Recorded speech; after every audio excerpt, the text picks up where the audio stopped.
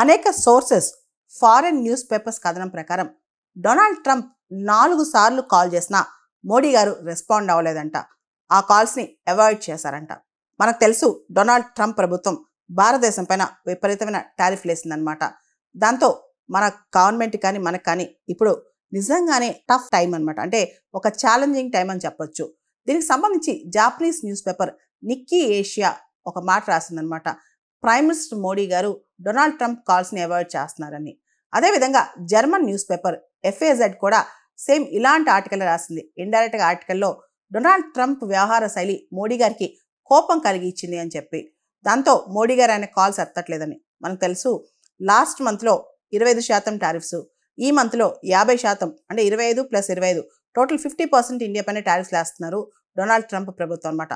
దాంతో మన ఎక్స్పోర్ట్స్ ఏవైతే అమెరికాకి ఎగుమతులు చేస్తామో అవి చాలా కాస్ట్లీ అయిపోయాయి అనమాట. ఇండియా యుఎస్ మధ్య, అంటే ఇండియా అమెరికాకి దాదాపు $86 బిలియన్ వర్త్ ఎక్స్పోర్ట్స్ చేస్తుంది. జీటీఆర్ఏ గ్లోబల్ ట్రేడ్ రీసెర్చ్ ఇనిషియేటివ్ కథనం ప్రకారం $86 బిలియన్ వర్త్ ఎక్స్పోర్ట్స్ కాస్త దాదాపు $40-50 బిలియన్ అవుతాయి. చాలా తగ్గుతాయని చెప్తుంది. ముఖ్యంగా టెక్స్టైల్స్ కావచ్చు, జమ్స్ జ్యువెలరీ, స్ట్రింప్, కార్పెట్స్ ఇవన్నీ కూడా చాలా ఎఫెక్ట్ అవుతాయి. దానివల్ల కొన్ని లక్షల ఉద్యోగాలు కూడా పోతాయని చెప్తున్నారు అనమాట. అయితే కొన్ని సెక్టర్స్, ఫార్మా లాంటి సెక్టర్స్కి ఎగ్జామ్స్ ఇచ్చినా వాటి వల్ల పెద్దగా ఉపయోగం ఉండకపోవచ్చు అనమాట. ముఖ్యంగా ఇతర దేశాల యొక్క గూడ్స్, చైనా, వియత్నాం, అదేవిధంగా బంగ్లాదేశ్, పాకిస్తాన్ ఇవి ఇంకా చౌక అవుతాయి అనమాట ఇండియన్ గూడ్స్తో కంపేర్ చేస్తే. సో ఓవరాల్గా ఇండియా అమెరికాకి ఏదైతే ఎగుమతులు చేస్తుందో వాటి మీద విపరీతమైన ప్రభావం పడబోతుంది అనమాట. దాంతోపాటు ఇండియా అమెరికా సంబంధాల్లో ఇంకొక ప్రధానమైన అంశం పాకిస్తాన్. డొనాల్డ్ ట్రంప్ ఈ మధ్య పాకిస్తాన్ పాట పాడుతున్నాడు అనమాట.